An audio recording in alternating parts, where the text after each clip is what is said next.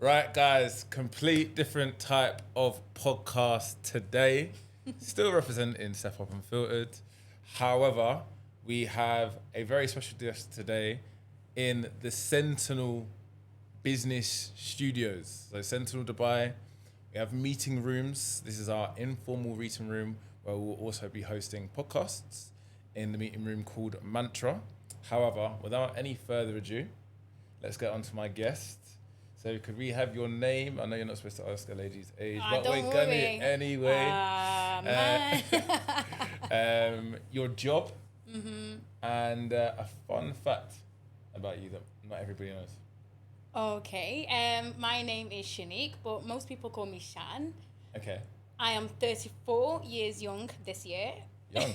Yeah. Okay. It's never old. Okay. 34 years young. Okay. I'm currently in real estate, which I've been doing for the last 2 years.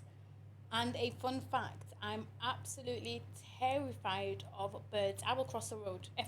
Bird, I'm crossing the road. I'm terrified of birds. Oh my gosh, that's so interesting to hear. Because I know a lot of black people are scared of pigeons.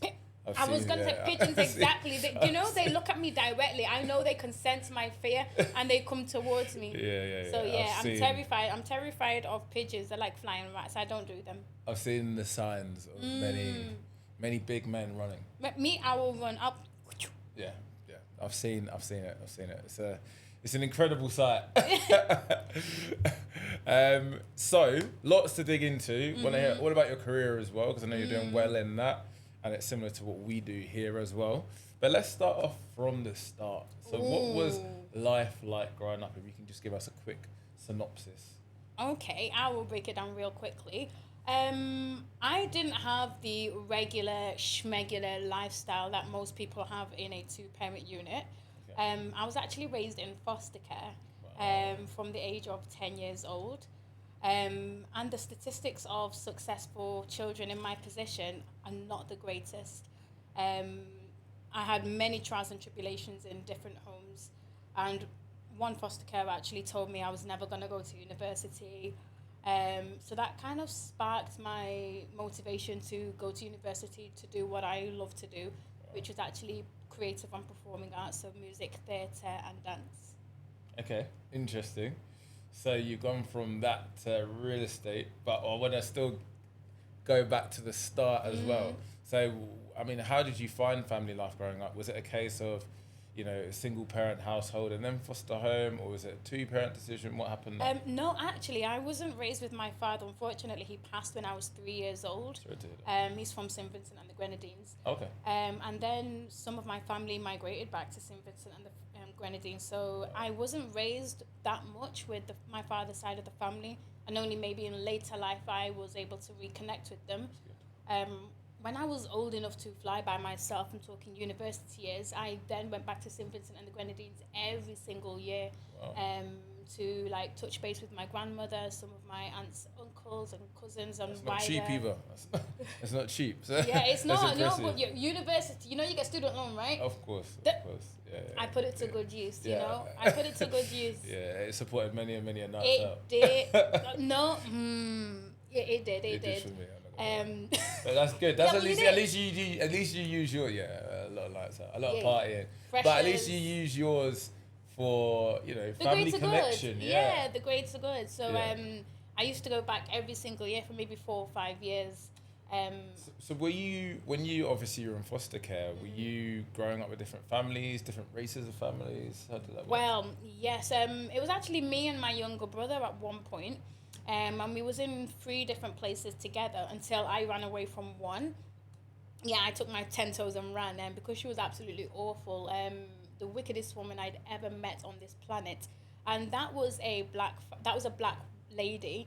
And it's crazy to say, one day she just turned on me. Doop, I got one piece of box, and nobody believed me because I was a child in care.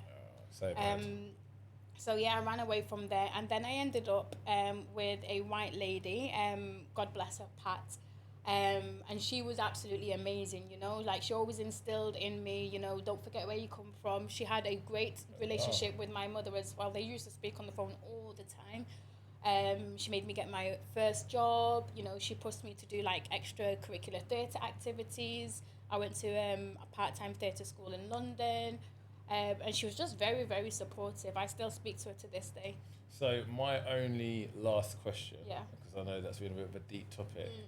So you obviously mentioned that well, I guess it's a two-part question. You mentioned that your foster mother had a good relationship with your mother. So what was it about your mother that I guess led to that decision? And then secondly, do you have a good relationship with her today? Indeed, absolutely.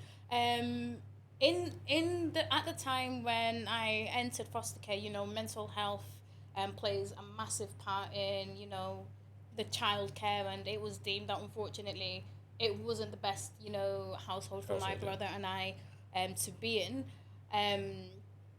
And the only thing that I can be thankful for is I was allowed many opportunities being a foster child, you know. You get certain credits, certain benefits, which allowed me to develop myself that I wouldn't get or the regular child wouldn't get, you know. That's amazing though that you see it as you're seeing the positives Of as course, opposed I'm to just always dwelling on the optimistic. negatives. Yeah. Which I think is amazing. So you went to university, you pursued a career in performing arts. I did temporarily pursue a career in performing arts, which is where my passion of music writing comes from, because my degree in university was creating music and different genres and rewriting. So I've always had a keen ear for music. I enjoy playing a little bit of piano as well. So yes. Do you want to be an artist, or do you just want to be someone that was behind the scenes? Can I tell you the truth? I just went to university because the foster carer that I had that did me wrong told me I could never go.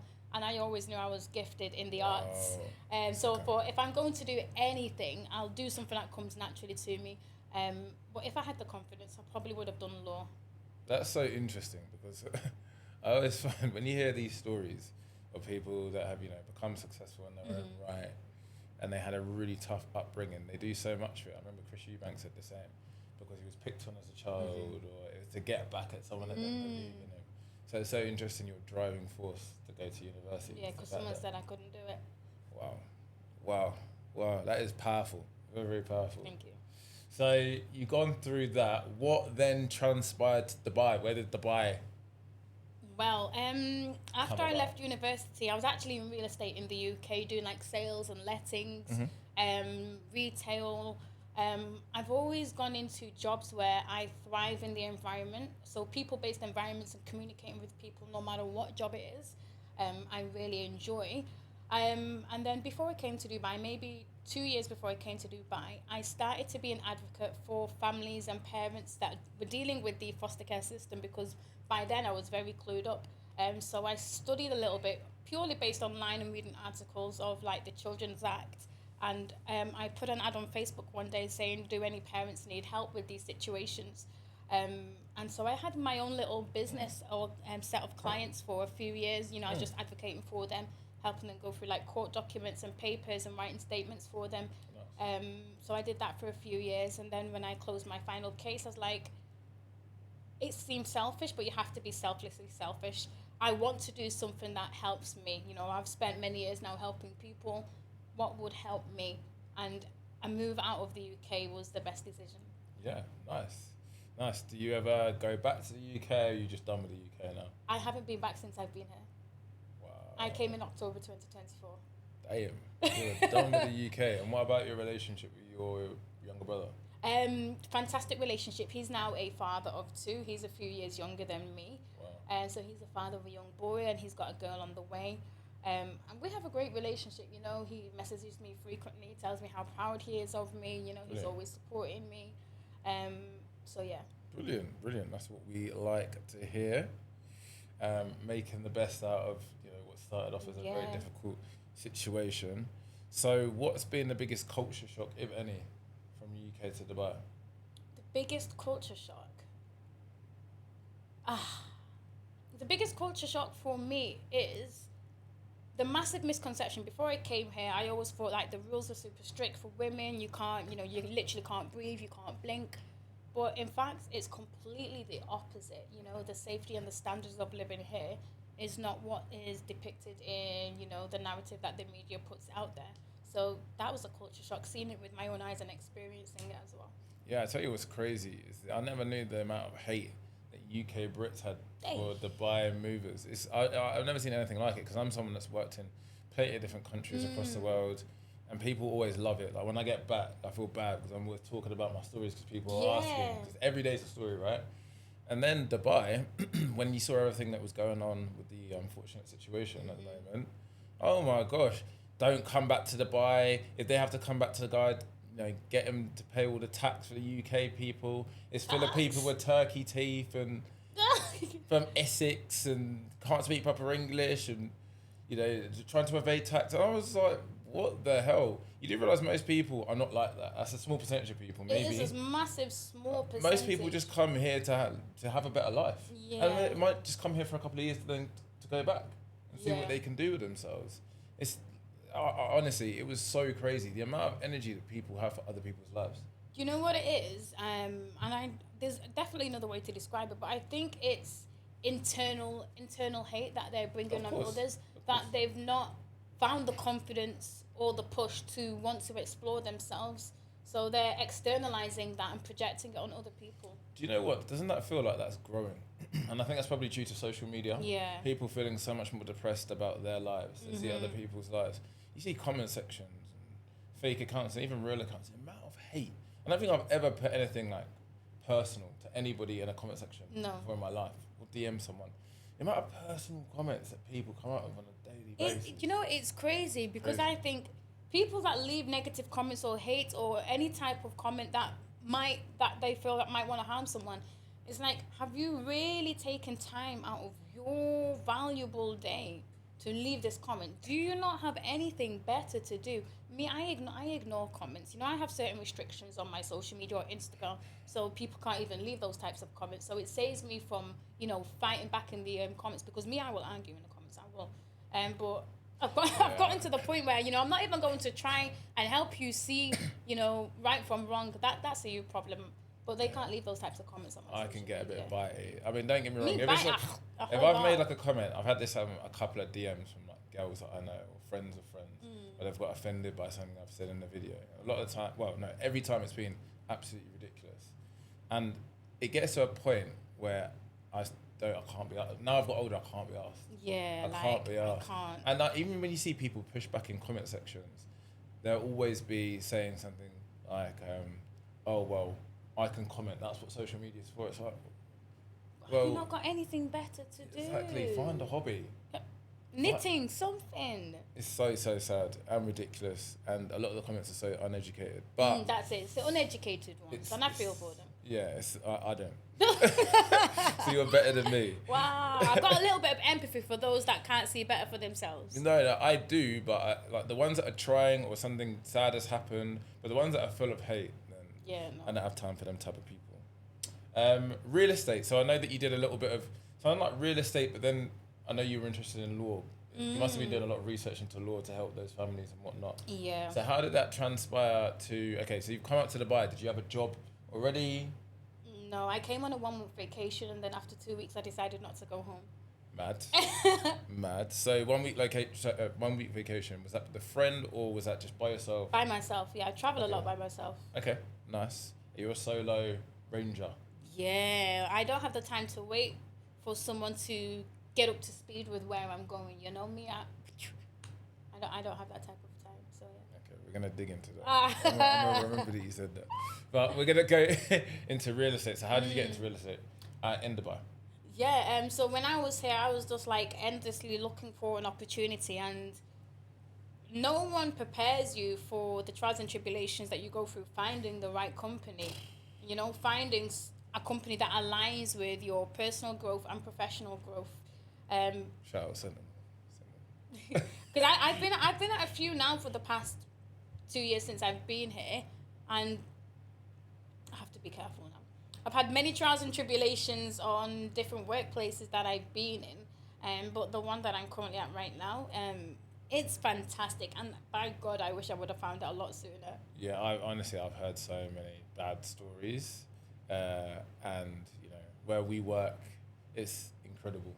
Amazing CEO, everybody's so helpful, everyone's friendly. As you can tell, you've been around. It's not even me just saying that. Someone wants to give you a drink, coffee. A drink. I was like, oh yes, please, Yeah, absolutely. yeah, I'll no. take a coffee, 2 I know sugars, it gets a little milk. bit like valet, like everything's Yeah, sorted. the hospitality here. Hey. It's amazing. Yeah. So no, I'm glad you found the right company. I guess we won't dwell on too much of the negative experiences. But what I guess would you say are some of the trials and tribulations that you do find? Just a quick overview of what. Of course. could happen.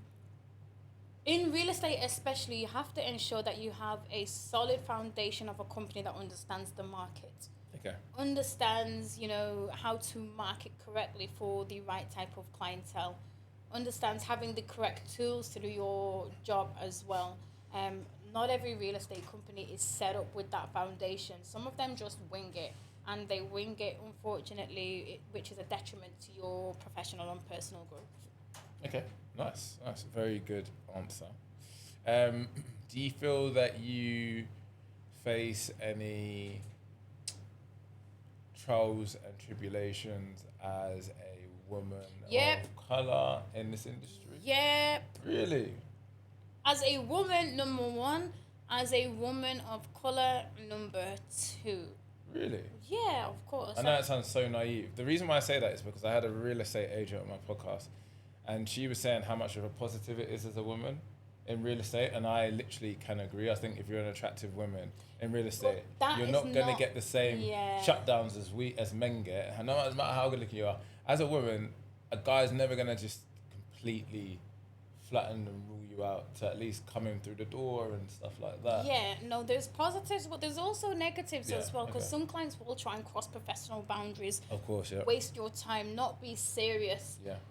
Just simply for having the pleasure of having you in their company, but not actually taking your professional side seriously because you're a woman. And quite often, they think by complimenting you, you're going to favor them more. But I have a motto, compliments don't pay my bills. Your business does, but your compliments, it goes over my head. What happens if this is a guy that you're attracted to? Attraction does not bring money. No. I'm moving this away from business. I'm talking about that motto that you just had. Let's say it's a guy that you're attracted to, and you both like each other, but he didn't have all the money to take you out in the world. Would you still say attraction doesn't pay your bills, or whatever it was? Compliments don't pay the bill. So he doesn't have. Let's say he's in the mud. Yeah, he's struggling. Let's say he's struggling. Let's say he's struggling. Where is he gonna take me on 10 toes? Does he have a car at least? What do you mean? What? So you don't think? So what? Money is all about love for you? Sorry, love's all about money for you. So you said he's struggling, right? Yeah, what level of struggle? No, let's say he's in real estate. He's in real estate. Real estate, as you know, commission-based job. Yeah, and he's down in the. It's happened to a load of my boys out here. He's down in the mud. He's down in the mud. He doesn't really have money to do things. Do I look like Bob the Builder? Can I dig you out of the mud? Really? That's very very sharp. Nathan. But you might miss out on a good man. Do you know what this type of mindset though does? This type of mindset means that you're just going to go for guys that can pay for your lifestyle, and they might just be paying for your lifestyle for the wrong reasons. Not necessarily. This type of mindset can also be completely the opposite. If I can achieve and ascertain a certain lifestyle independently, then I would expect also my partner to be able to do the same. I won't ask of my partner something that I can't do myself. That's very fair. So you'd happy date someone that's on your level? Yeah. Okay, that's fair. But what happens is sometimes There's female intuitions. No, there is potential. You know the amount of I've seen my boys in situations. Granted, we were younger when they didn't have much money. The right woman, took their chance, and it worked out. But timing is everything for everybody. But I also have to think about the actions of the other person as well, in the sense that I wouldn't want them to feel like they're not doing enough to keep me happy, because they're not in a position to do so. So I don't want someone to feel like, oh, I'm trying my best and it's not enough. Like, I would happily find somebody who can give enough, so I don't have to be dissatisfied with the other person's actions. So that's how I put it. You'd be dissatisfied if you weren't getting the dates that you require. If I can go on solo dates by myself. What happens if he's able to find nice little cheap ways of giving you a date, a walk? The last place is to walk in Dubai. No. I'm just playing devil's advocate out here. I'm playing devil's advocate. Don't play with me. No. I'm playing because I know what This is the answer that we're getting. I wanted to just switch from business just to see if that was the same relationship. Don't play with me. But we've got our answer, gentlemen. We have got our answer. She is not ready for potential. She wants a finished product. Anyway, so interesting that you found some trials and tribulations. Mm-hmm. But what's your way of breaking through the barriers? Breaking through the barriers, you have to set goals. You know, like, because without goals, you're just aiming endlessly. You know, like, you can't expect to overcome certain obstacles if you don't have a plan on how to do that. So I think that's the best way for me to break through any barrier, because I can't say, oh, I want to do this and not have some type of strategy. So yeah. Nice. How important is image in Dubai? It depends on the outlook of the importance of image. Are you fazed by someone's perception of you, or are you happy with your own image? For me, I don't care, you know.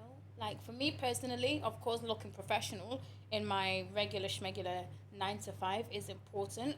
But for me to have a certain image to try and impress somebody, that's not what I do. But you've obviously dressed nicely for the podcast today, makeup. Just nicely for work, and my eyelashes were done last week for a staff event. So this was all done in. Yeah, but why would you not wear makeup? Let's say, for example. I mean, I like wearing makeup. You know, I like to look fresher faced. On the weekends, I don't wear makeup. On the weekends, I'm stripped back, but to have a certain, like, I need to be able to match what I'm wearing. So image does matter to some extent.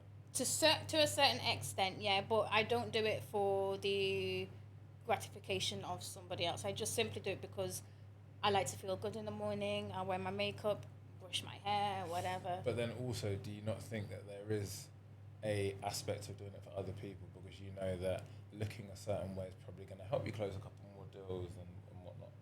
Realistically, it could in a sense, yes, but again, it's the purpose of self-image, like I hear what you're saying. the foundation of why you're doing it. First of all, of course, you want to look good and feel good and be made up or well maintained or groomed, and if that can translate into, you know, closing more deals, then that's great. But It's that a shouldn't be byproduct. shouldn't be the sole focus of, you know, being well maintained or groomed. It should be, you know, a part of your everyday lifestyle, because you want to look good or feel good for yourself first and foremost.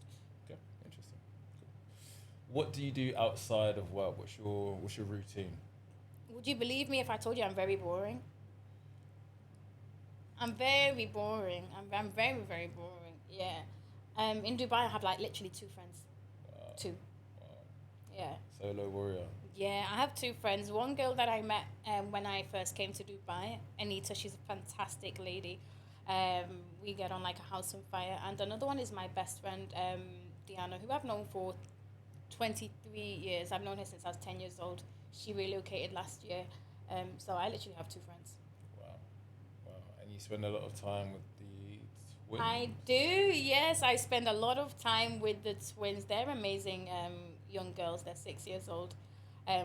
Just last weekend, they were like, why do you spend every Saturday with us? Do you not have any friends? I was like, Yeah, I was thinking the same thing. Because we've been trying to plan a podcast for a little while. I'm with the twins and every Saturday. weekend with the twins. I'm like, yo, like, you getting paid for this? This is crazy. I believe Your consistency friend must is literally key. be so appreciative.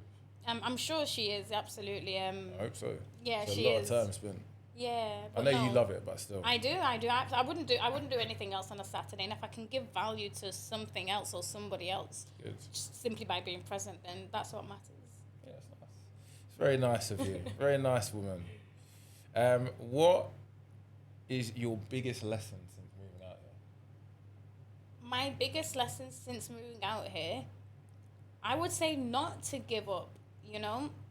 There's definitely been, because of my trials and tribulations, the fact that I've gone through so much in different places. I've wanted to go back home. And then I thought, you haven't worked so hard to put yourself in a position to get better and be better if you're just going to give up at the first sign of difficulty. When I say the first sign, I've had many signs of difficulties. So my biggest lesson is to believe that this life was meant for me. Nice. And what kind of self-work have you done? Because it sounds like there's been quite a few trials and tribulations along the way. What is the self-work that you've Is that coaching? Is that therapy? Is that, you tell me. The self-work that I've done is to not compare myself to others in terms of their level of success, you know. Um, Success starts from a strong foundation and building that. And everybody is at a different journey in their life, and their timeline is different for everybody. So the self-work that I have done is to not compare myself, you know, not look at somebody else and think that that should be me or that could be me, because what is meant for you will come at the right time. Okay, nice. Sounds like they've got these answers rehearsed. You know what? She's on point. I She's just on go point. with the flow. I know. That's a really good thing. What advice would you give for women living alone out here? For women living alone out here is to explore yourself and the communities more. Because when I first came here, I didn't explore enough. I felt quite alone for a very long time because I just didn't know where I fit in. You know, I did up the whole beach clubs and beach days and going to clubs and all these ladies' dinners. And in fact, I actually haven't been out since, New Year? Because I'm not trying to, you know, keep up with appearances. So identifying a community that you fit in, whether that be music or fitness or, you know, business networking, is just find a community that you fit in. And there's so many. Yeah. And knowing that it's not like other places, let's say, where it is safe to roam about, even at night. You know, the amount of girls that when I used to work different hours out here and work late hours, the amount of girls you see at like 1 o'clock, 2 Yeah, o'clock. 1 o'clock, 2 o'clock, 3 o'clock. On I their go to phone, Starbucks at 3 a.m. Yeah, like it's a beautiful thing. Has your standards risen since moving into Dubai for yourself and for the person you'd like to date? They've stayed pretty much the same because I've always had the same mindset and same outlook. And as I mentioned earlier, you know, I travel a lot solo by myself. So my standards are pretty much the same. They definitely haven't decreased in any way. I'm not going to say, you know what, I would settle for less, but they also haven't risen. You know, I don't aim for more than what I can achieve independently. They've stayed pretty much the same. Cool. So you mentioned social media earlier. How much time do you spend on socials? I look at my social media, I look at my Instagram now, and it probably says like 2.5 hours a day. You know, I scroll quite a lot through TikTok or Instagram, as I would do. But I don't partake in, you know, too much engagement per se. Quite recently in the last few weeks, have I posted a few more pictures, just taking them out of the archives and putting them on Instagram. But I don't spend a lot of my lifetime on social media. A lot of my life is kind of private, so yeah. Nice. That's good. Do you think social media has created unrealistic dating standards? Yes, absolutely. Because if you look at some of the social media that we see on TikTok or Instagram, you're seeing ladies on yachts, ladies with 250 roses, bouquets, presents and gifts, and you see them now in the sense of when they've received it, but you don't see the journey on how they've achieved it, you know. So quite a lot of times, you know, young women will look at that from outside of Dubai and think that's what I want, you know. But everything isn't always as it seems. Yeah, I think what you said earlier was so on point, and I'm very much the same. Like, focus on yourself. Don't look at the success of others. And you have to not be. This sounds harsh to say, but you got to not be childish, right? Yeah. You can't just look at what somebody else has got and be like, I need that. That person's body's amazing. It's like, well, when you actually look into it further, that's at a certain moment of their lifetime. Exactly. And that's them tensed up. That's them with mad cream on them at that moment in time, knowing the angles. A lot of things that us people that aren't mad social media people don't even know. Yeah. And they'll come out with that and say themselves. And then they'll actually, which I think it was a really good thing, when a lot of influencers, especially female influencers, were showing what they actually look like on a normal daily basis. And it probably isn't far off what you look like. But you're seeing them in a, you know, probably even a filtered picture. The amount of I've seen Face App do some crazy work. Oh my God. I've seen people drop about 5 dress sizes. Yeah. I'm like, is that you? Is that? Nah, surely. No, we're not going to do that. Okay, cool. No, I'm very realistic. When I edit a picture, like, I've only just realised now on Instagram, you can say I've used AI. So I took the background from one picture and then I put it in like a studio type setting. But I was like, I can't even scam the people like that. For the people who have seen me in real life to think, when did she take this picture? No, I said like AI is used here because I literally transported my face onto a different background. But yeah, I see. I have never done any of that. I'm not. Take me as I come. Hey. I've never done any of that. But I'm not. No, like, I'm the only one that's losing out of the game because everyone else is. Even guys are doing it now. They're doing up 8 Yeah, pack. 8 you see They're doing it on. and you seen 1 pack. You seen a beer pack. Yeah, there's nothing wrong with a beer pack crazy. still. But be honest with yourself. Be honest, Yeah. some girls look at that bod. So no, I completely agree, and that's for men and women as well. It's not that's just like a women thing as well. Okay, you mentioned before that you expect like a princess treatment, right? Yeah, you expect a man to pick you up, drop you off. Why is that important? Not necessarily important, but it just shows your attentiveness to be able to host somebody well, the thing is, this is how I see it. If somebody is inviting me somewhere, ensure that I have the transportation to get there. I think that's crazy to me. I'll be very, very honest. And that's something that could go against me.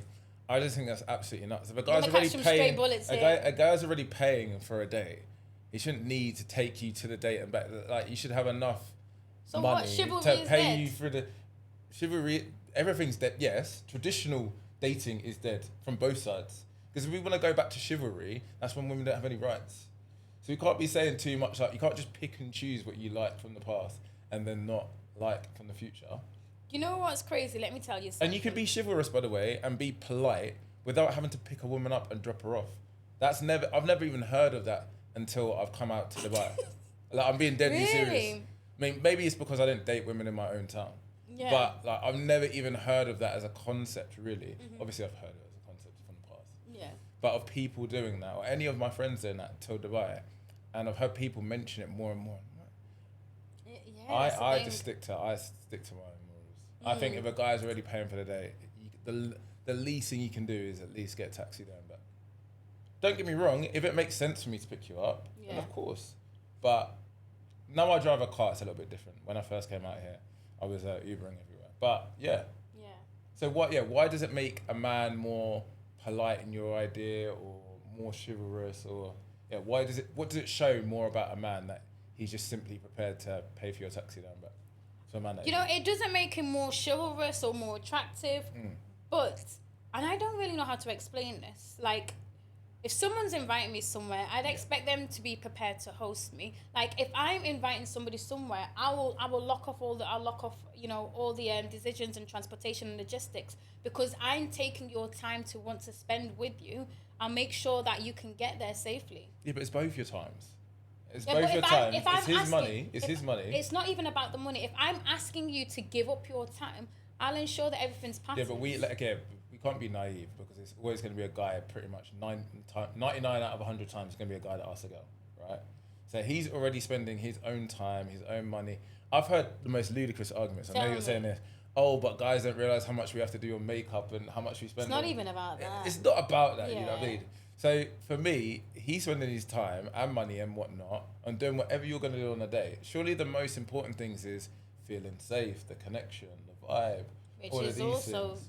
But I just don't, important. and I respect the fact that you did say like it doesn't make him more chivalrous or polite, but I still don't get it's just how I would prefer to be hosted, knowing that if I'm asking like somebody for their time, I'll make sure that I cover all of that, like the logistics, whatever. I host you well, and it's just literally the lifestyle that I've been raised in. Like, I spend a lot of time in Ghana with one of my other best friends. And like, there's times where, she covers absolutely everything from transport, airport, pickup, and all of these things, because she knows I've come a long way. She knows I'm coming there for her, and she's invited me out. Can I get a little bit deep with you? Go on. I usually hear this exact same mindset from people that have lived a tougher life. But that's what I don't get. Because you might have a good guy that, he might not do all of those things, but he's still a good guy, but you'll be, like, not you, but I've heard people with that mindset kind of like look at a man as less because he won't do those things. It's like, well, that guy may have come from a great upbringing and things like that. Usually when I meet girls from 2-parent households and whatnot, probably because they've seen that cross Yeah. collaboration their whole life, it's never even a thing. No, yeah. No, but in the same sense, yeah, I've also got older brothers, but I've got one older brother that I'm closer with. Yeah. And I have this motto, like, no matter the age of a man, he's still somebody's son. So you treat a man with respect the same way that you would expect somebody to treat your son.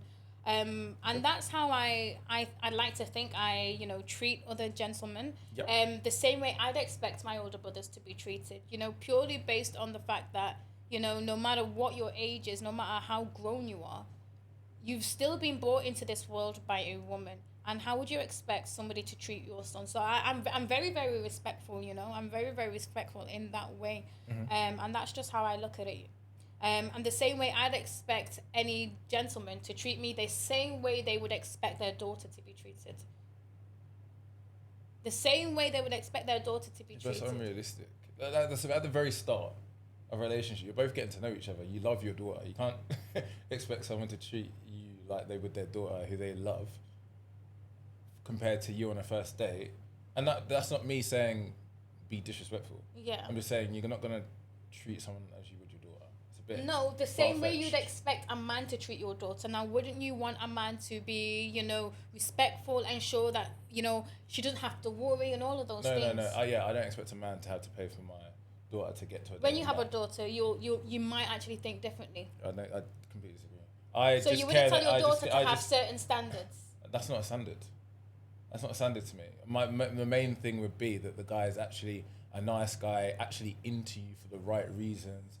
He's a good guy. That doesn't prove to me that you're a good guy. It just means that you want to spend money on paying for a girl's, lifestyle.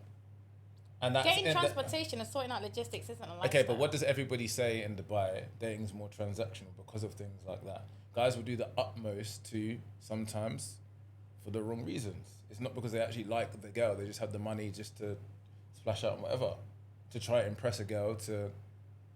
I'm not asking to be picked up in a Lamborghini, That's not my point. But I think it's from the UK. I just think it's quite unnecessary. Personally, that's my opinion anyway. Okay. Noted. Do you think that masculinity?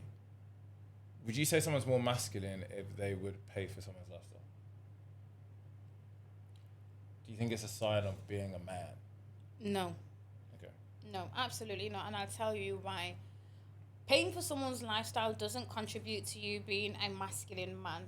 Masculine man is somebody who is caring, who has the ability to provide. And when I say provide, I don't mean, tick all the boxes or provide a certain lifestyle or try and maintain somebody's lifestyle. Is just having the provider mindset of being able to look after someone in a capacity in which they can. Okay, nice. Good answer. I think someone that protects as well. I'd probably chuck in Provider there. and protector, yeah. Someone that does things for the community outside of just him. Yeah. But yeah, no, I agree with your definition of masculinity. I like that. Yeah. Can a simple guy still be attractive in today's modern market? For some women, absolutely, yeah. Because some women have a simple lifestyle. Some women don't have, set standards or.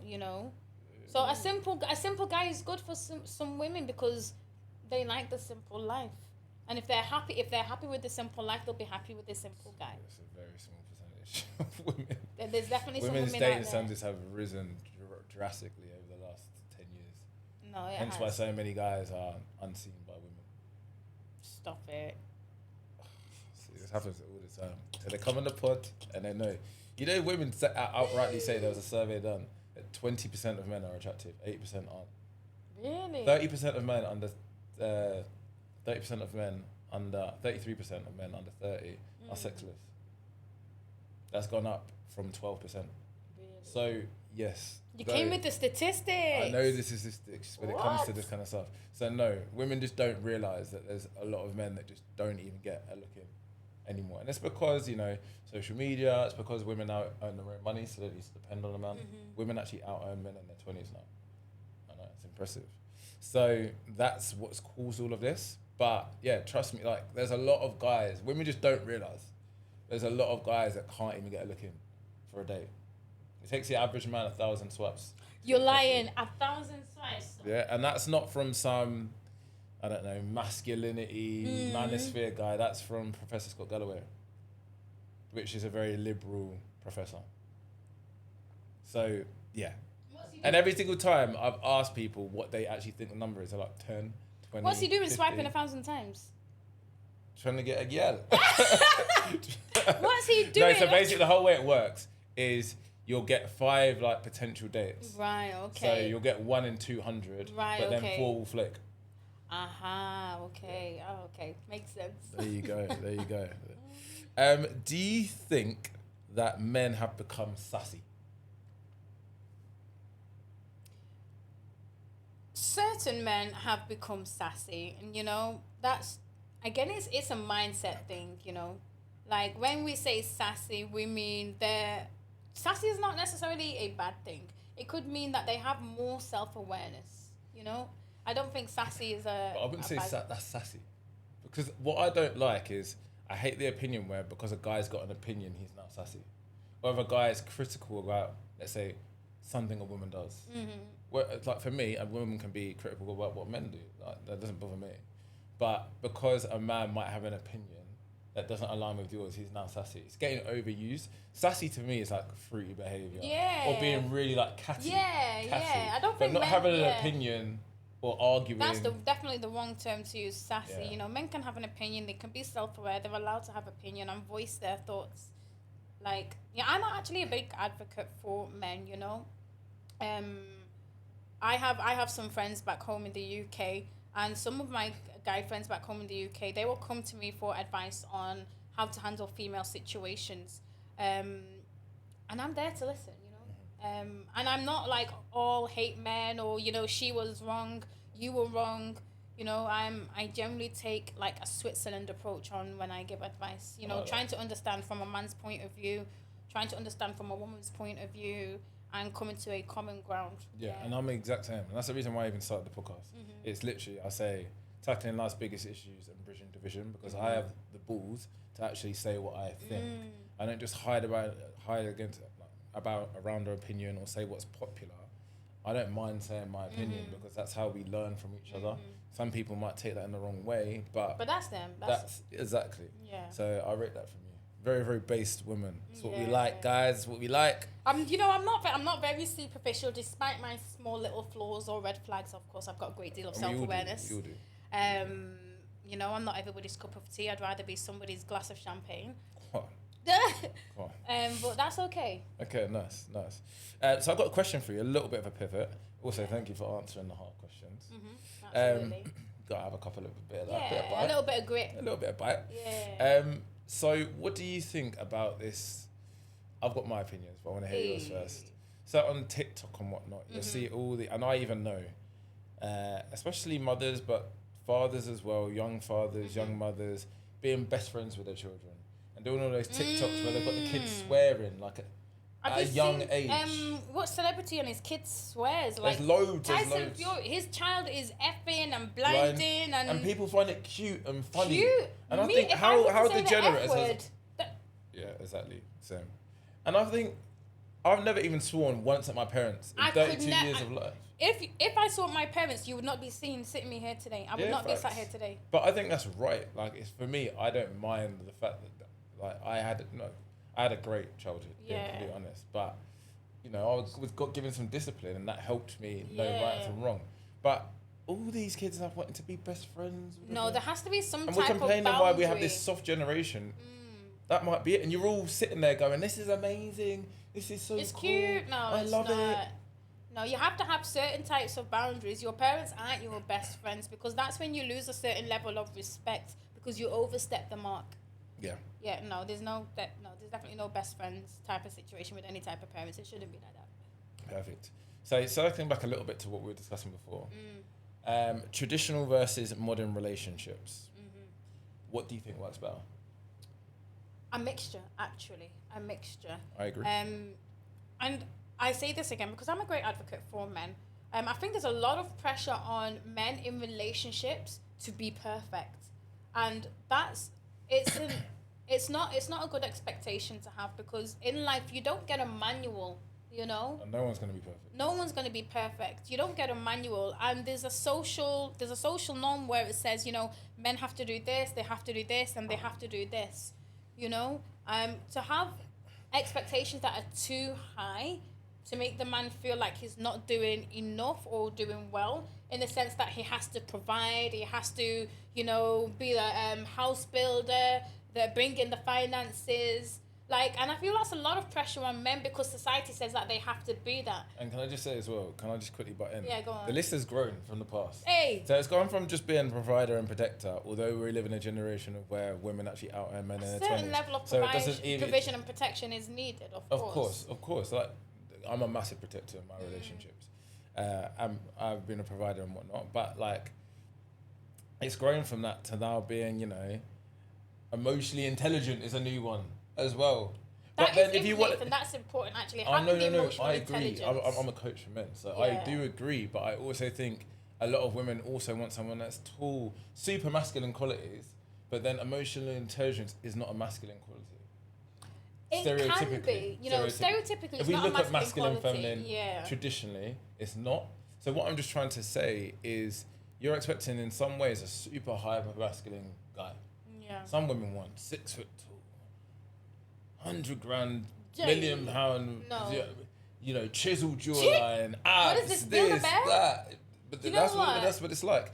And it's like, well, you're saying all these super masculine traits, but then you want him to be emotionally intelligent. A guy that typically is going to be like that isn't probably going to be emotionally intelligent. I think I get it, but I'm saying, like, it's not even like we want a bit of this and a bit of that. It's like, no, I want it to be top of this, top of that range, like 100% of this. But emotional intelligence can also come down to being in the bracket of having empathy, understanding. That is emotional. Yeah, exactly. Yeah. Like, to say that emotional intelligence takes away from masculinity is kind of wrong, because all you need is some type of depth of empathy, you know, being aware of. So when I say actions. that, no, I don't think it takes away from masculinity. Yeah. What I'm saying is, stereotypically, from a traditional standpoint, if we look at masculine traits and feminine traits, being emotionally intelligent is not exactly a masculine trait. Traditionally, it's not. Do I think it? No, because this is the difference. There's a difference between being a great man and being hyper masculine. Yeah. Right? Hyper masculine might be the kind of guy that we need in a war, who doesn't have any emotional intelligence. He's an absolute beast. He's emotions. Militant. He's militant. Yeah, we need him in, you know, front and emotional, on the war lines. Off. Yeah, exactly. Being a great man is different, because he might have some of those masculine traits, but then being emotionally intelligent, being a great father, someone that his kids can look up to, someone that the community can respect. Sorry, I'm out of my coffee. So yeah, there's a difference between being a hyper masculine and there's a difference between a great man. Because I'd argue that most great men probably aren't hyper masculine. Hyper masculine, yes, not based hyper. on the stereotypes and social norms. Yes, yeah. exactly. Okay, makes sense. Exactly, yeah, 100%. Opinions on prenups. Opinions on marriage. You Opinions on I would like to be married one day. Okay. I think prenups have to be pre-discussed. Like, understanding the importance of it is not just about not giving away your wealth. It's about protecting what you've already had before you came into the marriage. And I think that should be discussed. I'm all for supporting prenups, you know, because a man has worked so hard to achieve a certain lifestyle before you came into his life. He should have the opportunity to protect that. Anything that you build together, of course, is split. This is the beautiful thing, though, right? Because yes, it has always been something that stereotypically has gone against a man. However, now it's going to be women that are out earning their men.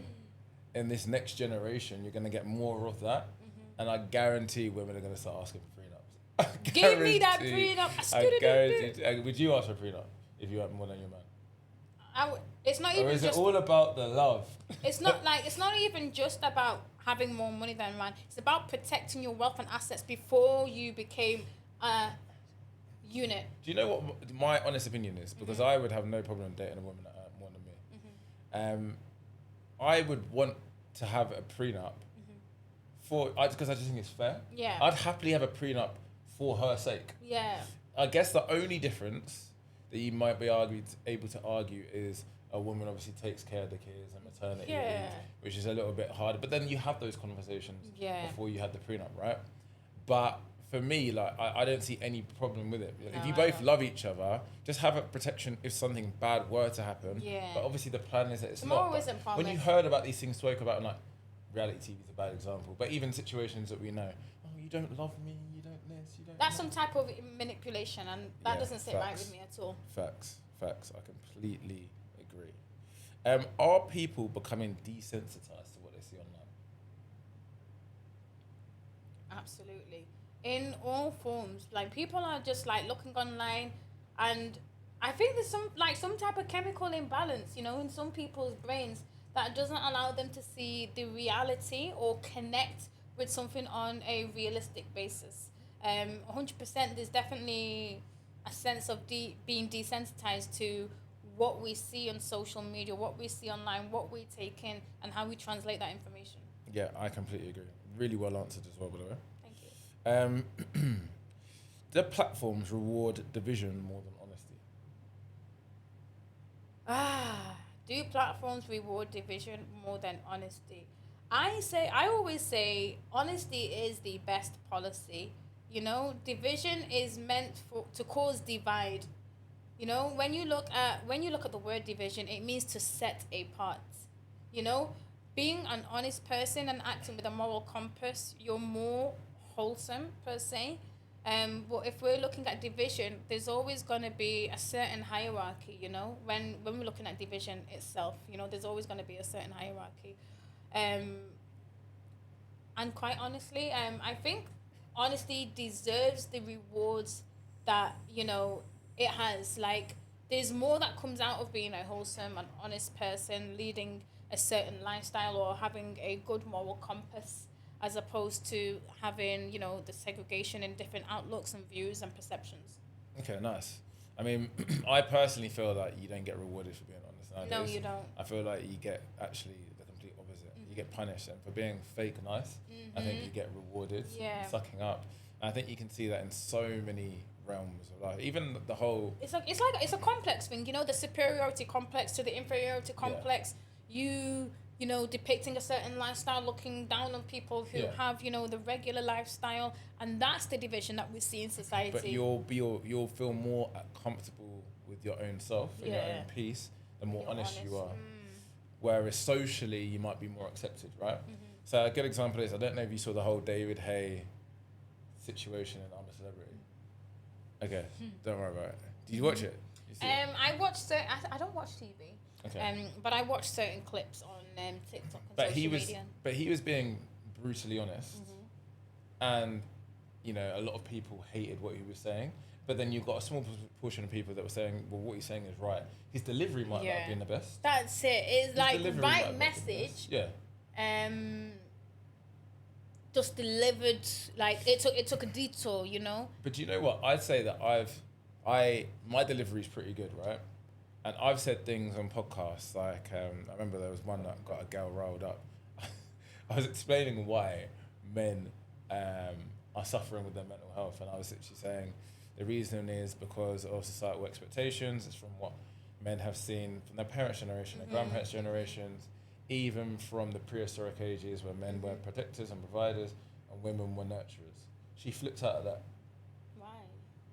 That's my point. So what I'm trying to say is I'm saying my honest opinion, right?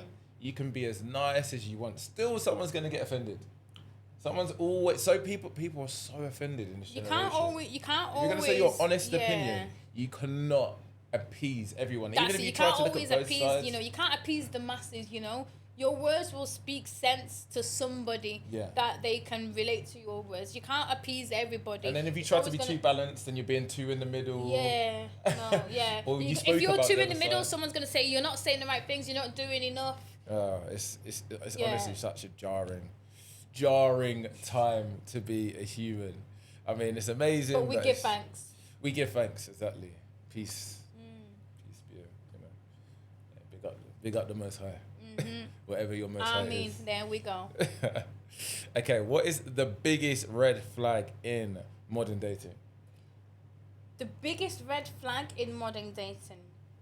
I'm gonna take a different angle on this.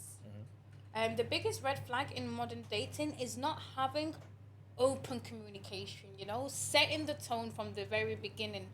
Um, I have friends from certain backgrounds and lifestyles. You know, that are into situationships.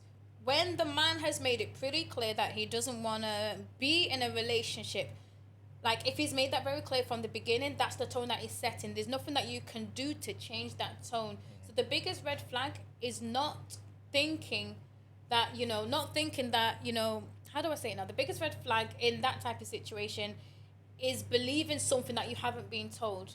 And I actually applaud men in this situation where they said, well, I never said that we were going to be anything more, because you have to have some type of common sense, Like I've had certain girlfriends that were like, oh, like 4 or 5 months down the line, like, and I've asked him, what are we?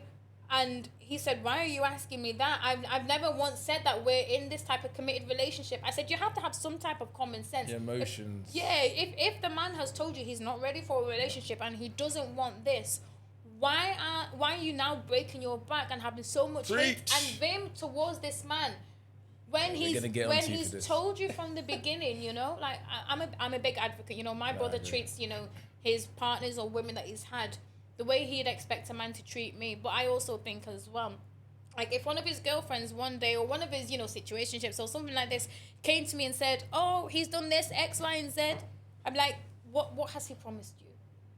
Or what have you believed? Like, it's not always that I take my brother's side. I am a big advocate for women as well, but we have to be sensible about these situations.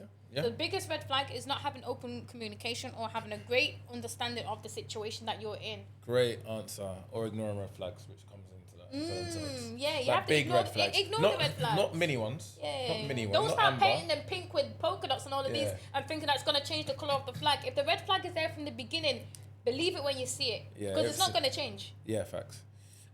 What is the biggest green flag for you?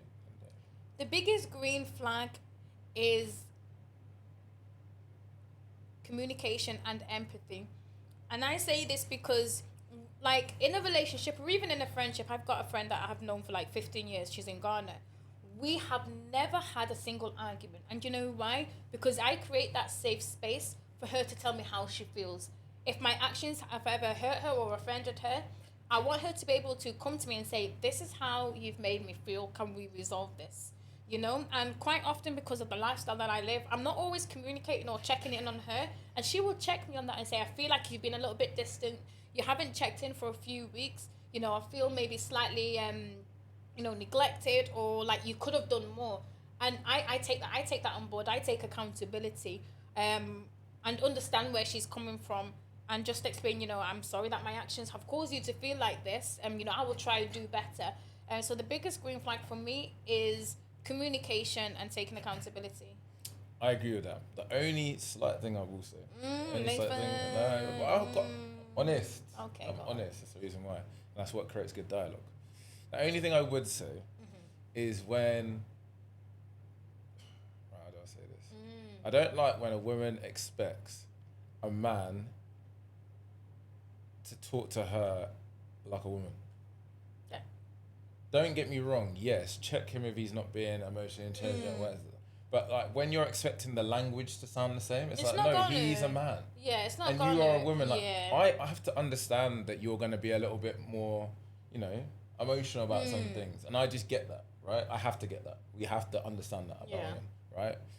But I'm not going to say everything like that you made me feel, and I feel like this. Because that just doesn't coincide with me being a man. No, a woman's response is more emotionally driven. A man's response might be more tactical. It's logical. Logical and tactical, yeah. Yeah, it's logical. So, like, for us to be constantly, I feel, and I coach, so I've actually earned a living from understanding people's emotions. But I'm still not going to be super emotional about things. That's just not the way I am, I think it's important to open up to people, the right people. I'm not open up to some girl I've just met for 5 minutes because I really like her. No. Open up to someone that you've known for years. And even then, just because you know someone for years, I've got best mates of mine that I can't really open up to. because I know that they're probably listening. And then I've got mates of mine that aren't as close that I can. Yeah. So it's about knowing the right levels people. of balance. Different friendships. It doesn't mean one's better than the other. No. But there's just some people you can have conversations with, and they somehow have the ability to be able to listen, because the amount of people that can is a small percentage. And I won't even say that I could until I actually started coaching myself. But it's a very, very small percentage of people. So open up to the right people, I think, is huge. Fantastic. Okay, cool. Are fake nice guys more dangerous than direct guys? Absolutely. Like, would you prefer the fakeness and niceness as opposed to somebody who is direct, straightforward, and upfront and honest? As I was saying before, you know, like if a man hasn't promised you a certain lifestyle or a certain level of commitment, then that is what it is. You would prefer that than someone selling you a dream, you know? I would very much prefer someone to be direct, upfront, and honest, as opposed to someone trying to sell me a dream to, you know, be with me. I applaud honesty in all forms. And I'd very much rather that than something that isn't real. Yeah, like I would say that as I've got older, I'm way more direct. How old are you again? 32. 32? Okay. So yeah, a couple of years younger than you. Only 2? Yeah, it's a couple. No, that's not a couple. Is like 3 or more. No, a couple's 2. No, it's not a couple. That's. The meaning of a couple is 2. Is it? Yeah. Couple. Oh yeah. Oh my god. Yeah. 2. So Okay. I got you. Wow, I learned something today. Where was I going? Yeah, no, sorry. As I've got older, I'm definitely way more direct and way more honest, and I feel that does lead to more. How do I even describe it? It's like, not even like mainly before a first date, it leads to more situations that don't work out, which is fine. But I don't mind because, one, I believe in my own source, and 2, but in a sense, like, I don't need to be for everyone. Yeah. Whereas I think when I was younger, I enjoyed being, you know, a guy about town and whatnot, and just like making everyone happy, and probably not ever being fake, because I've always kept it real. But maybe I would hold back on my opinions. Yeah. Don't get me wrong, I'm not here to overshare and have a debate about every single thing, but I am more direct, and I will say, like, if someone says, "Oh, all guys cheat," now I'll be like, "No, that's not true. I've actually looked into this. I can say this and that and this and that." Some people, most people respect it. Some people are like, "Oh, you got all these stats and stuff like that." And I'm just like, at the end of the day, I'm just being honest. Yeah. I'm not gonna just sit here and I've met girls that actually openly admit, like, I just prefer if you just like didn't say that kind of thing. Yeah, I prefer if you just held back on that. No. And I just think honesty is the best policy. But the problem is, as we just said before, it's not always gonna reward you. But you've also got to have peace with that. Yeah, 100% I agree with that. I can't disagree with anything you've just said. Yeah, facts. What are you still working on personally about yourself? What am I still working on personally about myself? That's a tough one. Really and truly, I'm still working on the fact that, you know, I need to believe in myself a lot more. You know, I have a great deal of self-doubt quite often that throws me away from certain goals, or, you know, I come off the path of focus, because every day I wake up, I thank God for the opportunities that I have to, you know, achieve a better lifestyle. But quite often I doubt, is this really meant for me based on, you know, the background and childhood that I've had? So I'm still working on a great deal of having that self-belief that, you know, this is for me. It's not too hard to achieve. Do you feel like you get imposter syndrome? Yeah, absolutely. So quite often I find it hard to put myself in that box of, you know, look how far you've come. Don't forget where you've come from. And like, where you've come from, don't forget it. But that's not always going to be the be all and end all of your progress and of your future. So quite often I'm like, is this really meant for me? Like, am I allowed to achieve more in life, or is it just not possible? Have you ever done coaching? Have you ever been coached? No. You know what you should do? You should try just free trials of coaches. Coaching, I think, would be amazing for you. Okay.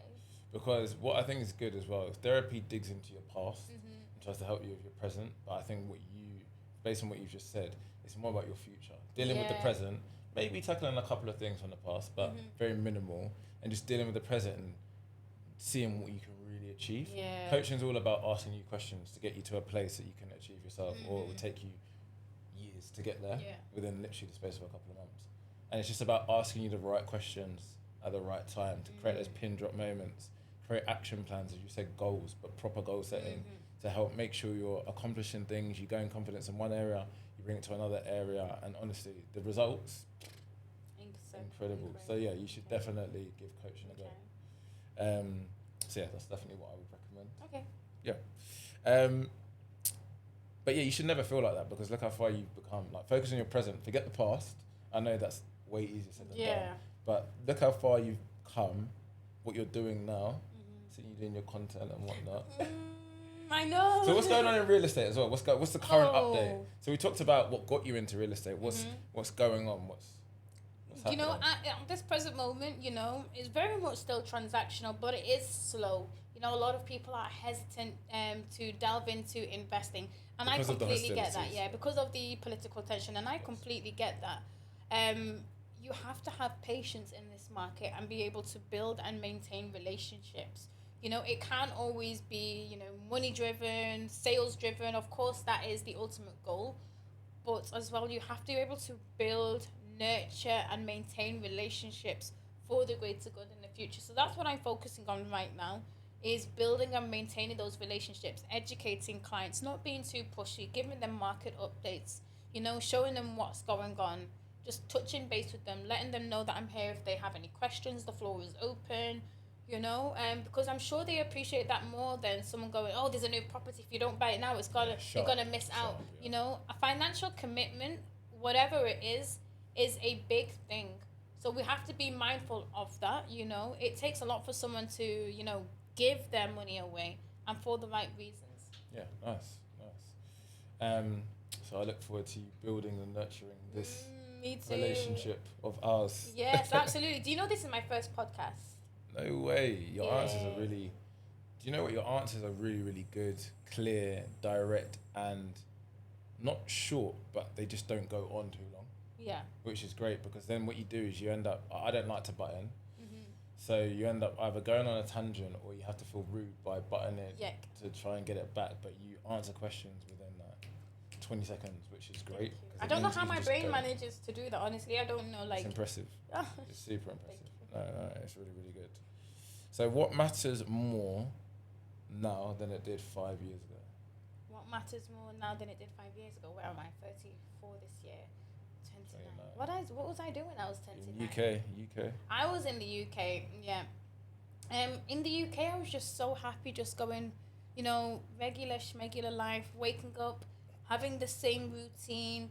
You know, I was so content with that, because those times still, the imposter syndrome, I just didn't think that there was more to life than just having my regular routine.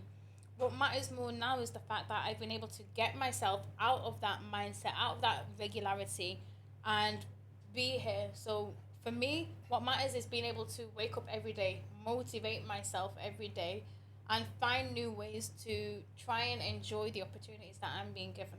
Amazing. Really, really nice answer.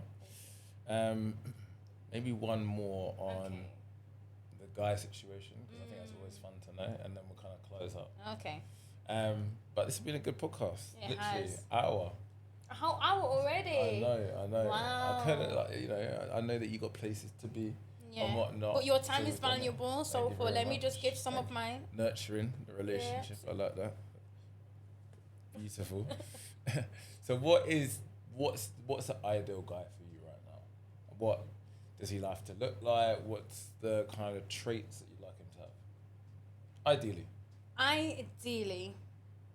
Now, this is kind of a difficult one. But number one is, I'd like to know that any guy that I end up with, you know, he's raised with women in the household, whether he has a close relationship with his mother, whether he has sisters. I think that is important, because, you know, back what I was saying earlier is, I'd expect a guy to treat me the way he'd expect, you know, his daughter to be treated, his mother to be treated, or any female member in his family. So knowing that they have a close-knit relationship with female members of their family is a green red flag, first and foremost. So I'd like to hope that, you know, they have females in their family that they are close with, because then they understand the importance of treating a woman right, not necessarily financially and like ascertaining a certain lifestyle, but the fact that they understand the bare minimum of how to treat a woman, that's green flag number one. I like somebody to be university educated also. Because at the best of times, you know, I can have a certain way of speaking, and they know that in the past, you know, I had one ex who was like, "You think you're smart because you've been to university," and something just clicked in me. Like, I don't think I'm smart, despite someone telling me that, you know, I'm intelligent and all of these things. I just think that I have a certain way of speaking, and that isn't for everybody that can academically comprehend that. So somebody that is university educated or perhaps has an academic mindset as well. The job is not important. But those two things, I think they're the top two. Like, they're green flags for me. Aesthetically, not important. Racially, not important. You know, I'm a lover of all. But not too many men. But, you know, I have no preference, or I don't, you know, disregard anybody who fits into that bracket, no matter the race, nationality, or whatever. Interesting. I would have dug into this more, but Sentinel. Maybe in a part two, you know. Maybe in a part two. No, but that's a very nice answer. What are your final thoughts, or anything you'd like to promote or push yourself? My final thoughts, and this has been an amazing podcast, by the way. It's definitely been thought provoking for me because, you know, I've never been asked certain questions or had the opportunity to speak on certain topics or even have my own opinion. So it's definitely given me some food for thought. You know, this podcast alone has definitely given me some food for thought. So I'm taking this away as a positive experience. You know, you've recommended some coaching, which I'd like to look into, and because I feel that could be really beneficial for me. 100%. Also being able to understand your point of view and your narrative on certain topics as well. That's been very educational. I've really enjoyed it. Yeah, likewise. And this is the thing, like, it's so important to have these kind of conversations, and it's important to be honest so you can actually have a proper conversation. Let's say we were to get into a relationship, right? And I was hiding how I truly felt about things, and I was just saying, yeah, you're right. And No, I'd expect you to have I some always type say, of I always say way. to my girl mates, I always say, wait for 3 months. Because 3 months is when you're gonna stop seeing the sexy fishes disappear. Yay. When you're gonna stop seeing that super nice guy. Yeah. Because people give the best versions of themselves. So I Of course, just always naturally. say, but I actually don't. I actually just give me. And if anything, I would say I get better, because then you become more aligned with your Yeah. partner. I'm just straight off from the jump, you know. But I think that's good in the sense that you know where you stand with somebody, Yeah. which I think is really, really important. And that's not me tooting my own horn, because there's obviously negatives to that as well. But no, I think like having honest dialogue is how we learn, we grow from each other. And, you know, I'll take some things from you where I think, oh, okay, fair enough. I understand your point of view when it comes to... Do you know what? That's it as well. Sorry for butting in. But you don't always have to agree with somebody. It's just about understanding their point of view, and that's so important. And appreciating it. Yeah. 100%. Okay, perfect. Well, thank you so much for coming to Sentinel Thank you for having me. Business Centre. Just to let you guys know, this is the place that you need to be for all your office needs, whether that's virtual, flexi desk, and private offices. We've got different, a different vibe on different floors. We've got this floor, so floor 9, with its own reception and service offices, co-working. Floor 7, which will be available for just pure private offices, so it doesn't look like a business centre at all. And then we've also got level 3 coming in the summer. And then we also have the H Hotel, where we have 3 floors, and all of them are serviced offices. Meeting room, pantry area, tea, coffee, water, bar area, printing, smart key, What? AC in You're every going all room. out. AC in every room, 3 meeting rooms, informal meeting room like this for podcasts, 2 formal meeting rooms. So everything that you People can book out need. this room. People can book out this room as well for the day, for an hour.